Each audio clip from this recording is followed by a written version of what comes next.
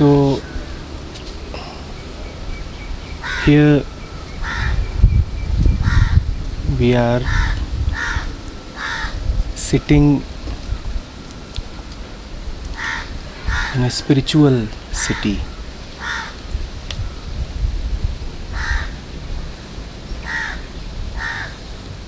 Everything here, the whole context is spiritual.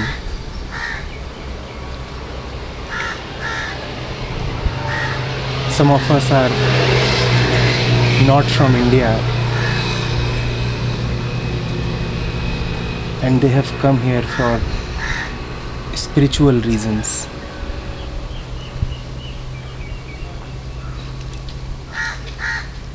So, what is spirituality?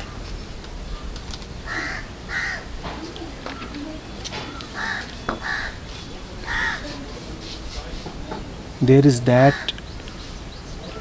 which is visible,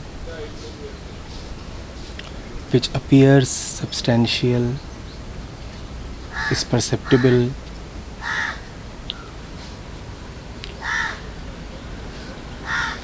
We call that as the material.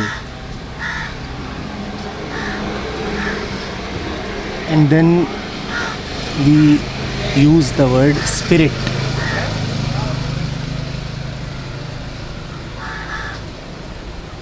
If there is a need to have a separate word, surely spirit can be nothing, just nothing, what material is. Otherwise, another form of the word material would have sufficed, or another form may not even have been needed. So when we say spiritual or spirit, it by definition can have no elements of that which is sensory, sensual, mental, material, carrying a name or form, or that which we call as existence. The spiritual can be none of these. If we can put our finger on it, it is material. If we can hear it, it is again material. If we can touch it, lift it, keep it in our pocket, wear it, or even think of it, it is material.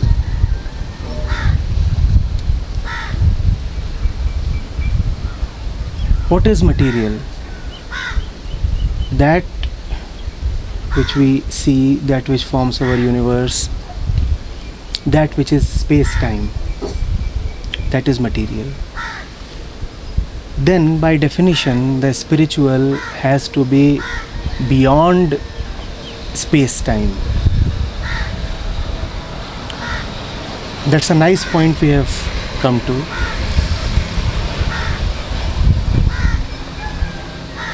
Whatever then is in space is spatial, cannot be really spiritual.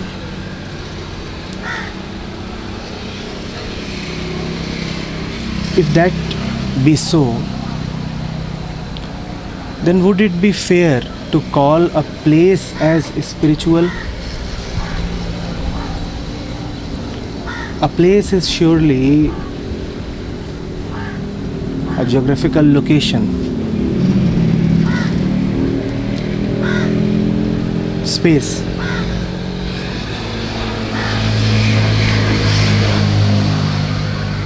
Is it really prudent to say that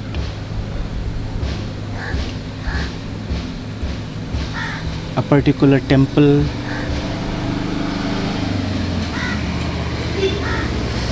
particular thing is spiritual. It is important to inquire about this because several of us take great pains and cover large distances to come to spiritual places.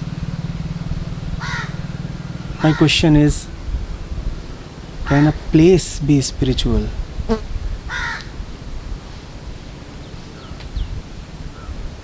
Similarly, time. Whatever is in time is material. Time means change. Time means evolution. Time means coming from the past and flowing into the future. Time means mental activity.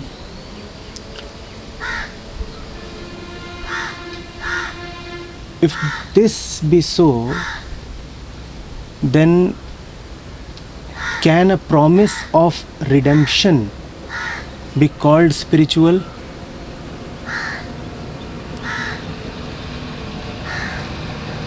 If time is just material,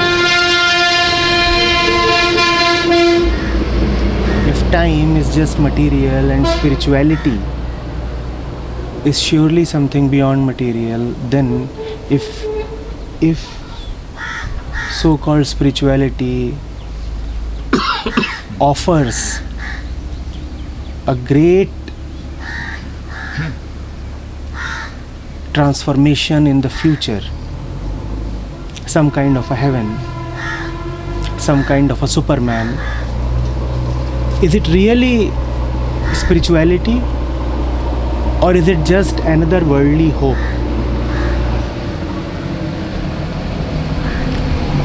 A so-called great man tells you that you are evolving, and then you must reach the climax of your evolution. You must achieve greatness. You must become something. Is this a spiritual statement, or is this a statement as worldly as saying that my son must become the CEO of a big firm? What is the difference between the aspiration to become a divine Superman and the aspiration to become the richest man in the world? Both are just dealings in time. Similarly, if you are being told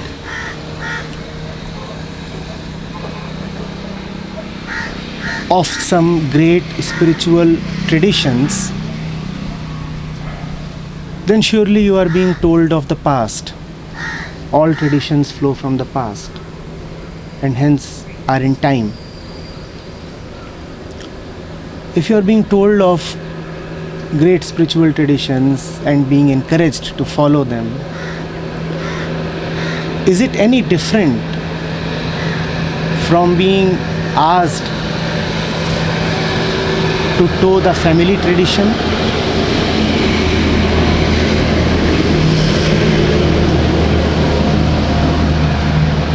Is it really any different from being asked to do what your country or community have always been doing? Time passed. So surely the material,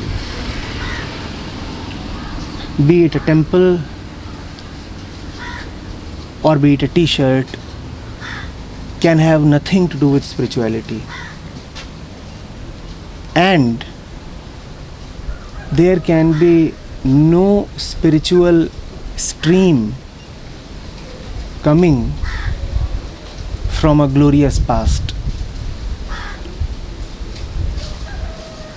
Now, what do we see here?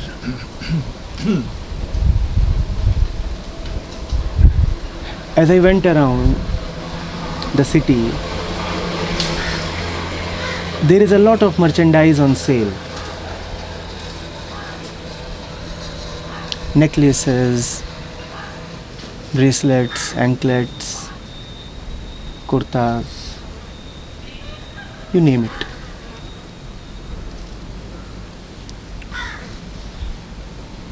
Kindly do not answer in a hurry.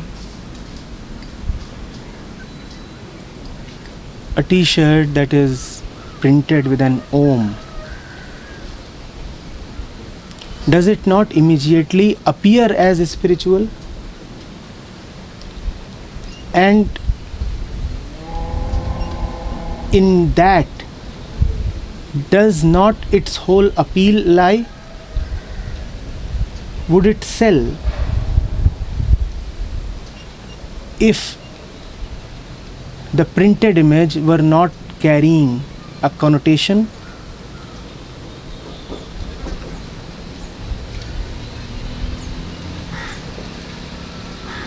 And not only is that the intention of the seller, even the buyer starts feeling a little different, probably a little holier, probably a little more pious after wearing that t-shirt.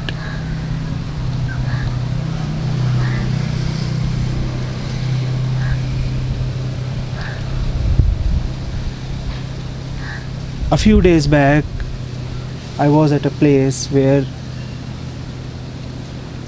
they take a particular hill as very sacred.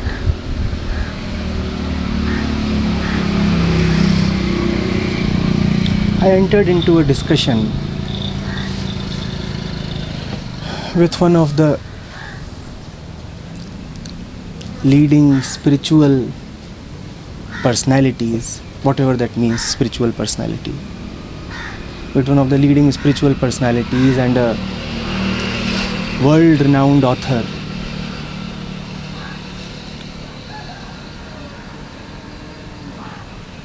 And I asked him,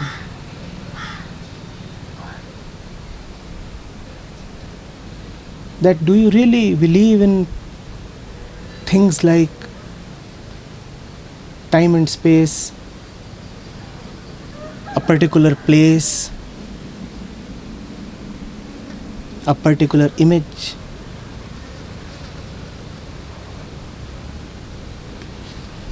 And I kept asking.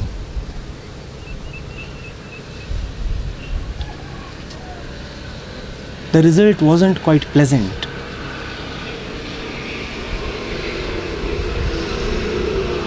But I still want to keep asking, and I want to ask you as well.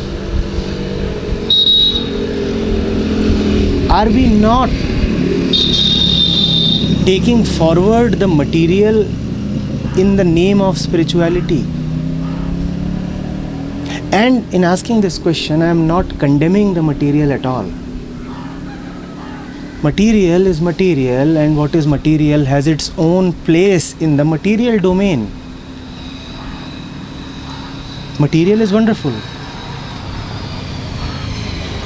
But when we say spiritual, then surely we must have something which is transcending the material. My issue is with the blurring of this distinction. My issue is with this sometimes deliberate deception.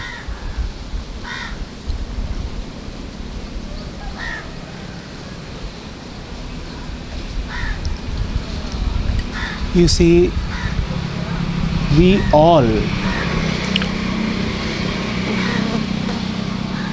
are in search of the essence, the spirit. The spirit means the essence, the truth of something. We all are desperately in search of that. That is why we come to the so-called spiritual places. That is why we take great pains to reach masters, to interpret the scriptures. People from outside India come having quit their job, having left their families behind, having invested a lot.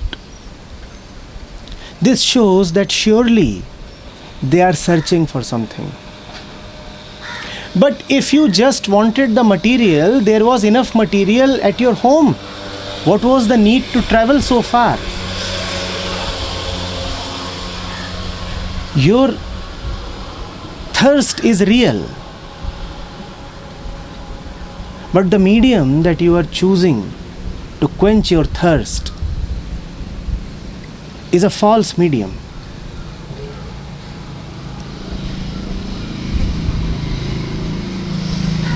And if you keep taking the false as true, then the true would always elude you. In spite of being present and easily available, you would keep missing it. You would keep missing it precisely because you are searching for it in the wrong place.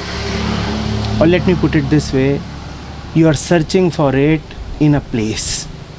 Every place where you search for it is a wrong place.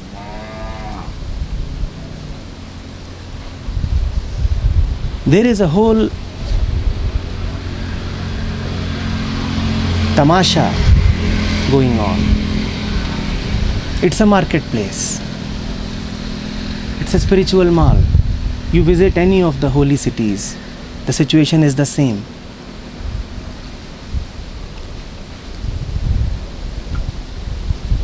And it is quite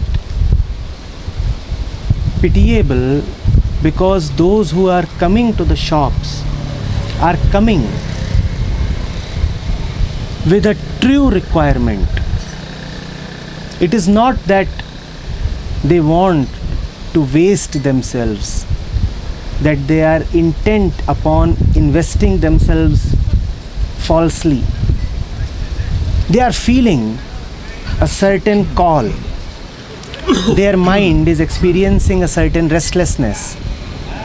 Therefore, they are coming to the market, and they cannot be blamed because all their lives, whatever they have wanted, they have only obtained it from a market.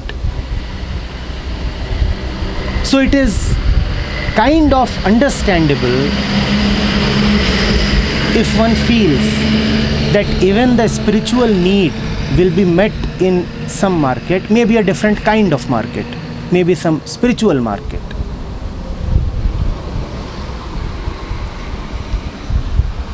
No, that cannot happen.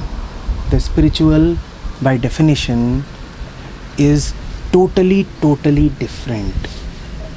The rules of the material world do not apply there at all. In the material world, to get something, you have to move. In the spiritual world, to get the real, you have to stop.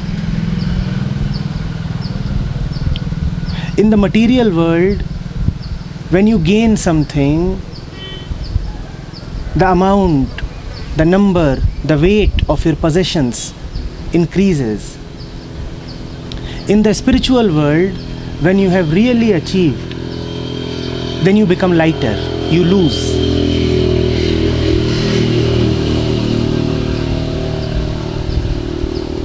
That is the reason why, in spite of the thirst being real,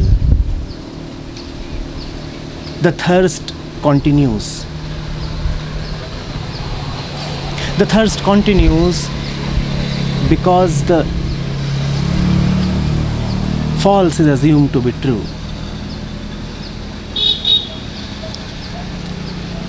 You may then ask that is there no importance, no significance of the material expressions of the spiritual, of the mantras, of the temples, of the holy rivers, of the sacred mountains? Do they hold no significance at all? They hold a great significance. They hold a great significance only when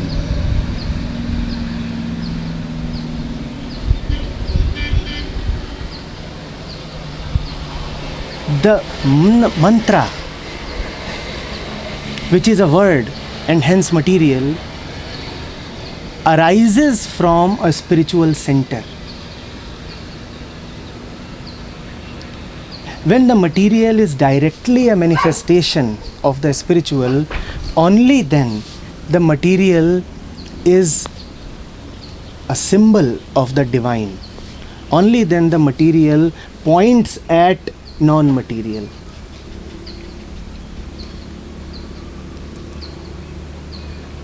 If the envelope is carrying a love letter, then the envelope too gets some love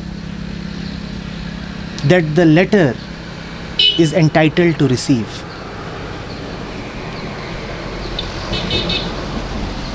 But what if we start worshipping empty envelopes?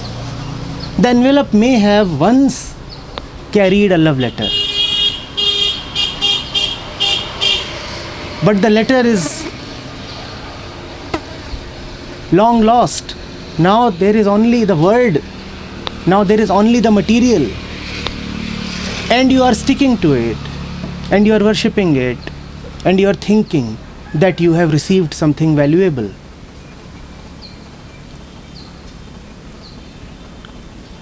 You would be disappointed. And we all are continuously receiving only disappointment.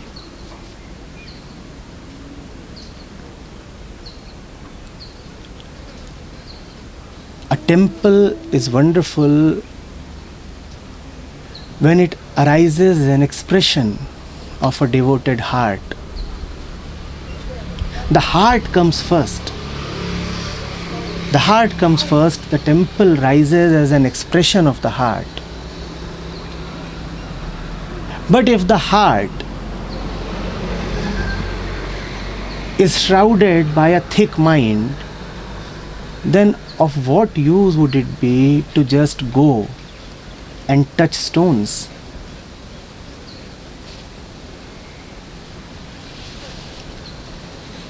In fact, then it would be dangerous, because your disease would exist as before and you would be complacent that some kind of treatment is taking place. Your mind would continue to remain complacent, conditioned, deluded and arrogant.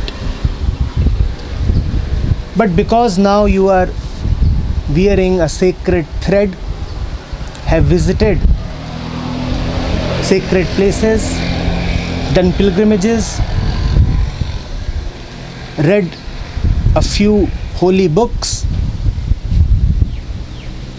now you would feel as if the divine has descended upon you.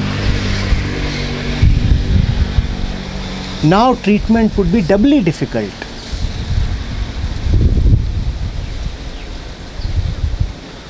You see, as I go around this place, this morning I was pointing it to Kunal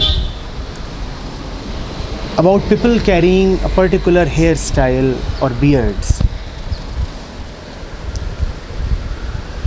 When a saint becomes one with existence, when he finds no reason to resist or control the happening, then a beard is beautiful. The beard has no significance by itself. It is beautiful as a manifestation of a surrendered mind. That is what a beard represents.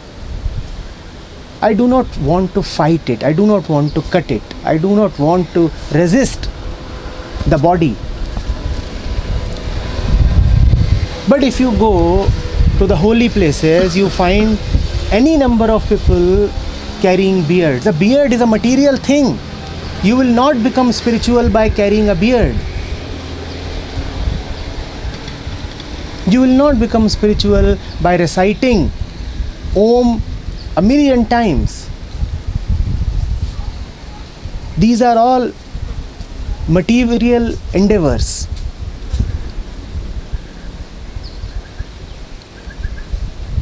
But is it not very easy for us always to detect the spiritual? And if it is possible for us, please pay attention to this, and if it is possible for us to detect the spiritual, it means that we are surely carrying an image of the spiritual. So the moment something comes before our eyes which matches that image, we say, oh, this is something spiritual. So the moment someone wearing the Gerua color, that orange,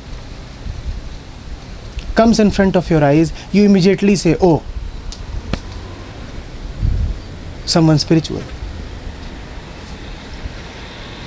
Now surely the spiritual is material. Now surely you have an image, and the image can only be of something material. Now you are saying you already know what is spirituality. No, you can never know what is spirituality. Spirituality is something totally dynamic. The expressions will keep changing, always changing. And if you are obsessed with the expressions, then you will keep missing the real.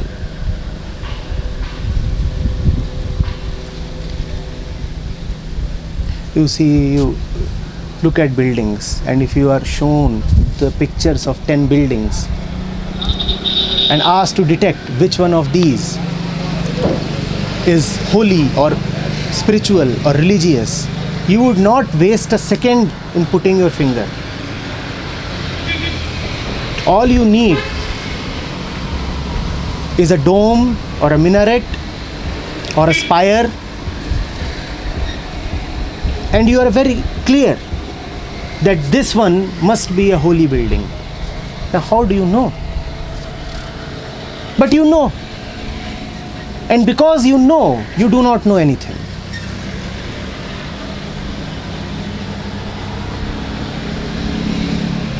If you are shown the picture of an ordinary man wearing ordinary contemporary clothes, even wearing a necktie and sunglasses, it would be very difficult for you to say that this is a spiritual man. On the other hand, if you are shown the picture of someone with a shaven head and a long beard and beads in the palm, you would be quick to say, ah, something spiritual there. Is that not so? So then we are not looking for the spirit. Now we are saying we are looking for something which looks like my preset image. Now we are not looking for the truth. Now we are looking for an affirmation of our mental concepts. So you are saying that which I am already carrying in my mind, I am looking for a confirmation, a reinforcement of that. And that will happen. Your own concepts will be strengthened. You would become more and more confident about your own dogmas. And you will say, yes, I know. That particular river is holy and that river is ordinary. Such a silly thing to say.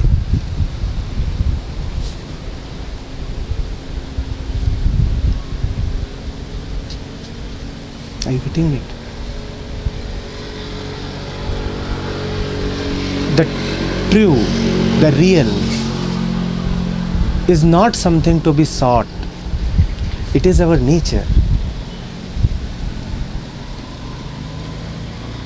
It is never going away. Getting it does not require special practice or effort or sadhana.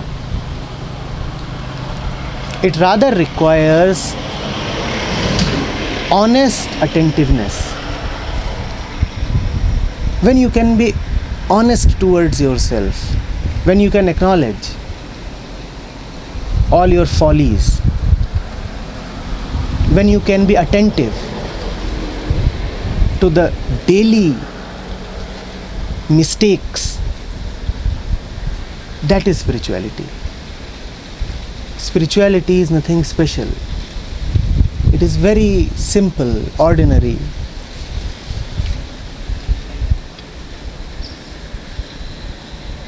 The man who lives in himself, in his simple nature, is a spiritual man.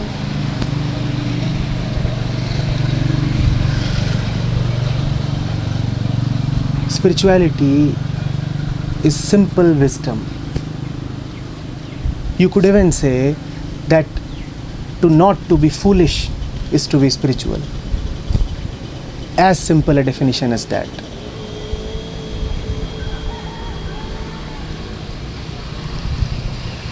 But you will not like this definition if your mind is besotted with the great, with the extraordinary, that fanciful image of godhood. God the dazzling, God the awesome. The bewilderment that is divinity. Now you will not accept this. Now you will say, no. I wanted something that would overwhelm me. I wanted something that would make me feel like belonging to another world. Spirituality is not about reaching another world. Spirituality, mind you, is about knowing this world. The majority of mankind has no understanding of what this world is and lives in dream of some other world. Spirituality is not another world, this world. If you can understand what I am saying, if you can go to the silence behind these words, that is spiritual. If you can look at the bird on the tree, if you can look at the traffic on the road, if you can listen to the noises coming from the kitchen and know what they are, what they really are, that is spirituality.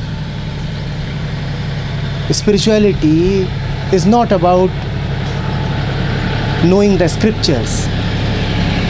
Spirituality is about knowing why you are restless. Spirituality is about knowing why you resist change, why you like something, why you dislike something, why you run towards something, what are you scared of. Spirituality is about living your daily ordinary life wakefully. This waking up, which manifests itself in your every action, in your daily life. This is spirituality. It will manifest itself in various forms. You too will make temples, just as those temples will not look like the temples of the past. And if you have firmly believed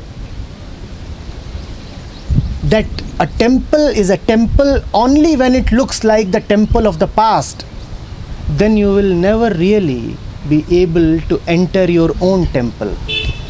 And only your own temple is real. All other temples for you cannot be temples.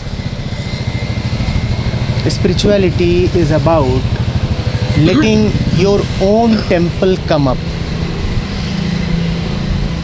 As you visit India and the various holy cities, temple after temple, priest after priest, river after river, ashram after ashram, I want to ask you, where is your own priesthood?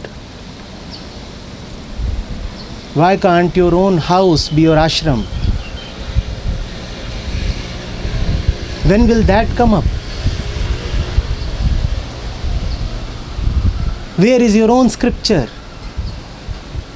that is waiting to manifest itself? And it is so close if only you stop blocking its way. Why do you feel incapable, small, impotent? Why do you think that there can be only n number of Upanishads? Where is your Upanishad? Where is your Gita? Where is your Bible? Why must you travel afar?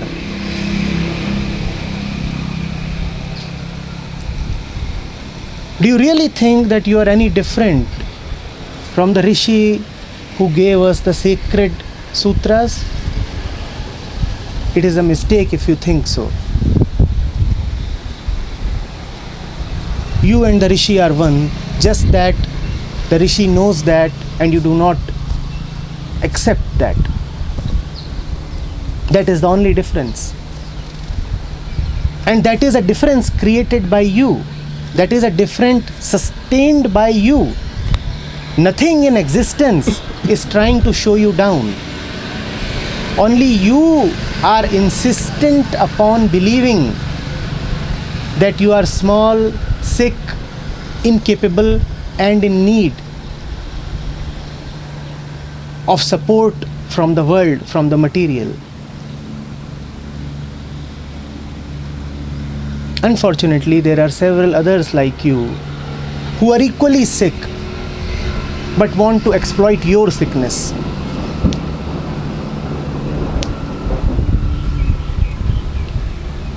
Then you become customers and they become sellers. Why must you visit the so-called spiritual shops? Why?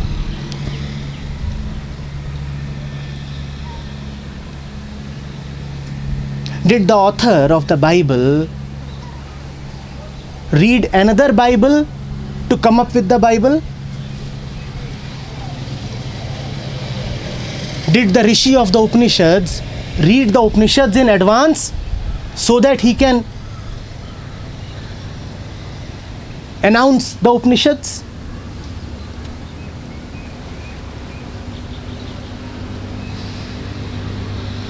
What if you were the first man or the first woman? Who would tell you what is holy and what is not?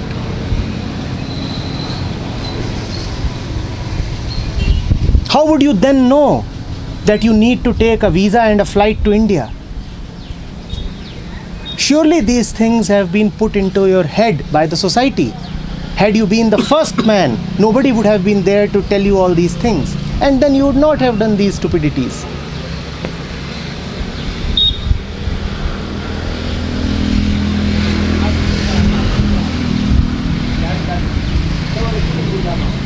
You are the first man.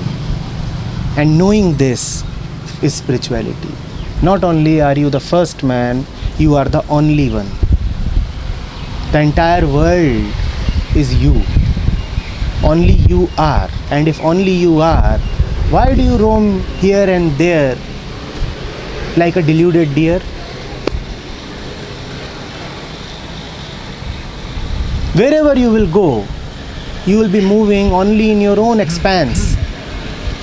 Then what is the need to feel so desperate about reaching?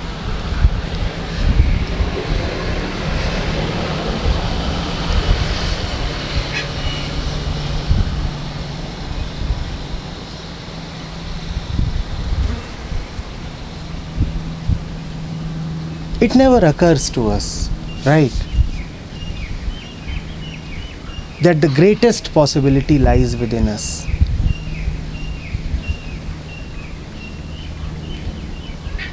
It never occurs to us that by terming something else as great, we have correspondingly termed ourselves as relatively small. That is the greatest danger of creating a God outside of yourself. God represents everything that is the highest about you. And if you have put your highest representation as something outside of yourself, then you have condemned yourself to littleness. Spirituality is about realizing that you need not live in pettiness. It is an inner sureness based on nothing.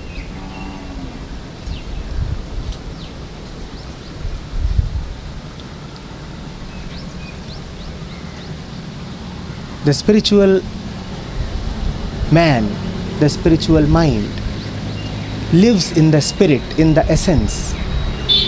He is not deceived by symbols.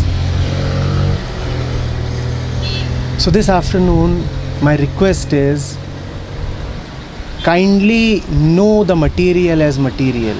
Kindly know the envelope as envelope. Kindly know the symbol as symbol.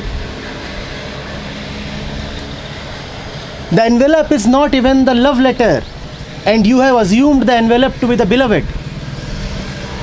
Can we get more foolish than that? Somebody is so enamored with the envelope that he forgot the letter. And another one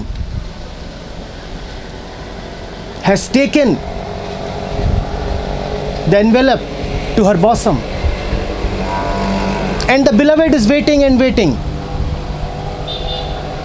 But the envelope has so captivated you that you will not look at the beloved.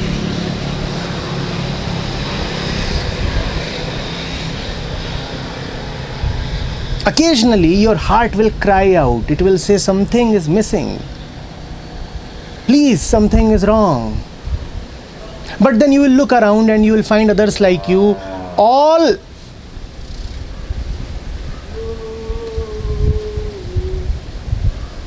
just carrying envelopes. Embracing envelopes, sleeping with envelopes, kissing envelopes, putting envelopes on the forehead, worshipping envelopes. And then you say, if the whole world is doing this, this must be right. Look at the crowds. Look at the queues. Surely not everybody can be foolish. Do not discount that possibility. Everybody just might be foolish. You need not be. Foolishness is not your nature. Simple wisdom is our essential nature. And that will not come as a result of some teaching. That will not come as a result of traveling hither and thither. That comes when you stop doing what you have always been doing. That comes when you start seeing the absurdity of continuing with your ways. Not by doing something extra. Not by booking one more flight. but by perhaps cancelling a few tickets.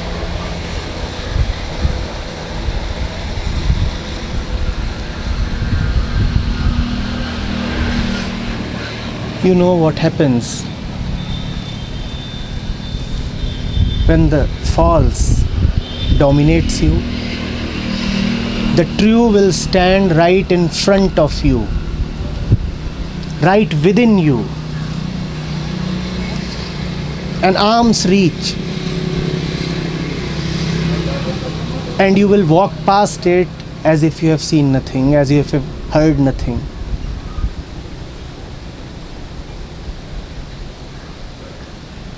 The beloved will keep knocking your door and you will not answer.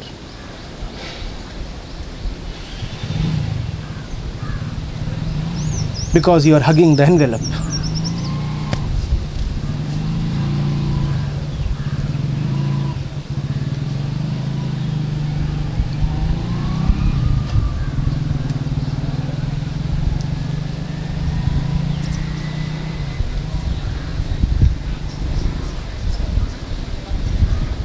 I have no issues at all with shops. Shops must sell, but they must be honest about what they are selling. If there is a shop that is selling enlightenment, then it is a fraud.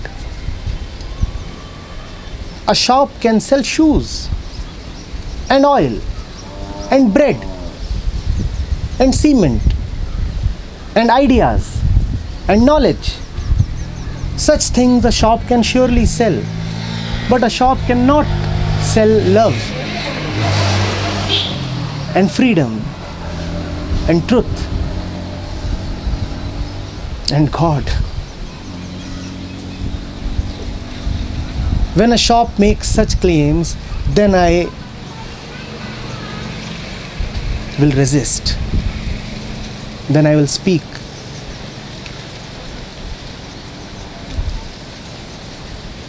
When a shop says that come, I will show you the great, and it shows you the great by pointing at some structure, then this is an injustice. If someone calls you to show you the great, then he must ask you to look at your own heart. Greatness lies there. Greatness does not lie in some special structure. Greatness does not lie in the life of some special man or woman. And if you are continuously being told that a man or a woman or both were great and special, then what about you? Who are you? A dwarf? A pygmy? All the greatness has been taken away by them.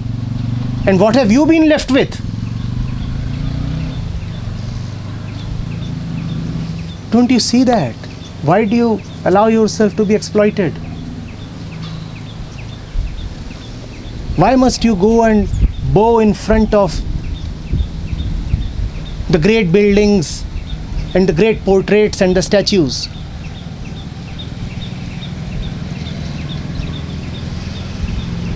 And those who have known have always said that.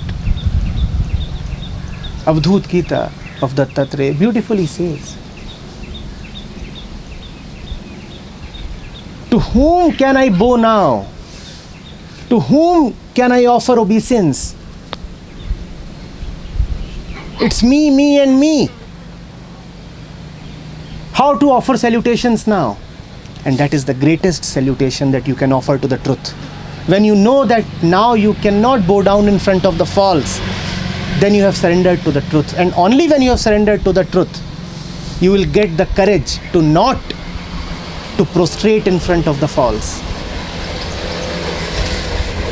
But if you keep prostrating in front of all the shops, then how will you ever bow to the holy? How?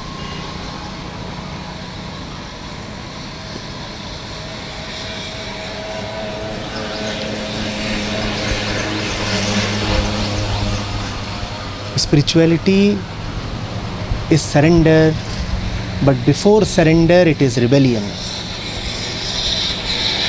rebel against all that which is false, rebel against all that which is material but claims to be spiritual. When you have rebelled against the false, that is surrender to the truth.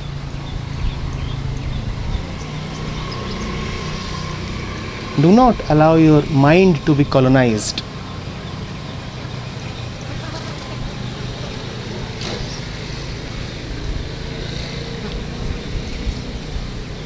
Inquire, ask questions. Faith is not blind belief. Faith is not following the crowd.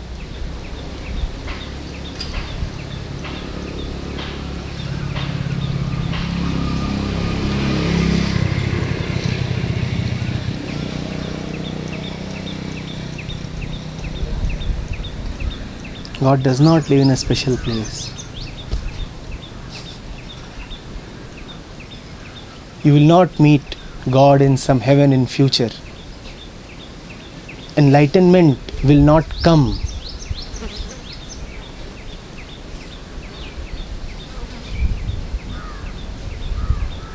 These are there. Only these are there.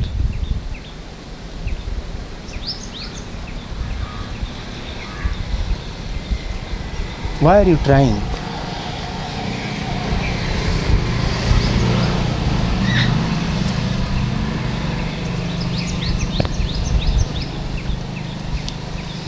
I might have said something which may cause momentary disappointment to you, especially if you have invested a lot in your travels and in your beliefs. The hurt that is being caused is intentional.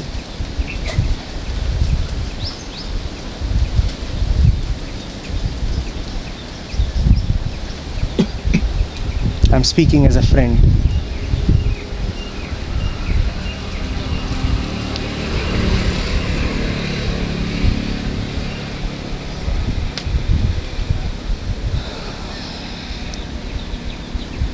Nothing must be beyond your questioning. Nothing at all. Do not take anything to be so sacred that you cannot inquire. Inquire like a child. Inquire without inhibitions. Inquire without already declaring that this is holy or pious. Ask, why must this be so?